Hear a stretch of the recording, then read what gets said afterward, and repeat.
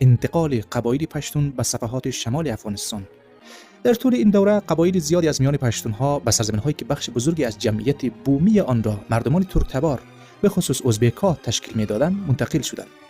بعضی از پژوهشگران غربی این سیاست حکومت‌های گذشته افغانستان را با اصطلاح‌های مانند استعمار داخلی، استعمار پشتونی یا افغانی و پشتونیزه کردن بررسی کردند. آنها روند انتقال و جابجایی قبایل پشتون به شمال را نوعی ایجاد کلونی‌های پشتون نشین دانستند. اما این کلونی چیست؟ دقیقاً چی معنا دارد؟ واژه کلونی از مفاهیم کلونالیسم یعنی استعمار گرفته شده است.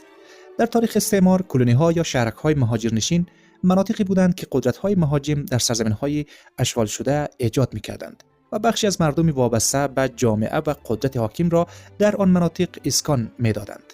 اصلا هدف چی بود؟ هدف این بود که این جمعیت‌های مهاجر و وابسته به حکومت به نوعی پشتوانه سیاسی و نظامی برای قدرت مرکزی تبدیل شوند و بتوانند در برابر شورش‌های مردم بومی و همچنین حملات خارجی نقش بازدارنده داشته باشند.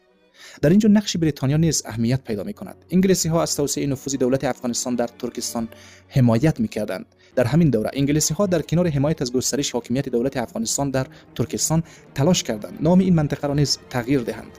در سال 1869 میلادی سر هنری رالینسون در یادداشتی درباره مرزهای افغانستان پیشنهاد کرد که بریتانیا از آن پس به دلایل سیاسی از نام ترکستان استفاده نکند و به جای آن اصطلاح ترکستان افغانی را به کار ببرد.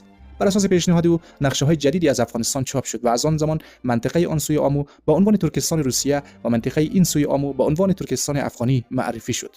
این تغییر نام شاید در نگاه اول یک موضوع ساده جغرافیایی به نظر برسد، اما در سیاست و تاریخ نامگذاری مناطق میتواند بخشی از تلاش برای تعریف هویت سیاسی و مالکیت یک سرزمین باشد. در سالهای بعد سیاست عبدالرحمن خان ادامه یافت.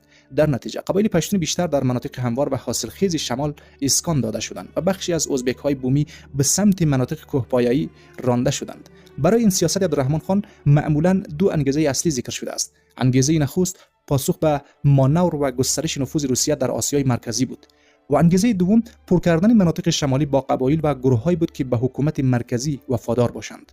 یعنی مسئله فقط کشاورزی و زمین نبود، موضوع اصلی در کنار مسائل اقتصادی، امنیت، کنترل سیاسی و تثبیت قدرت دولت مرکزی نیز بود.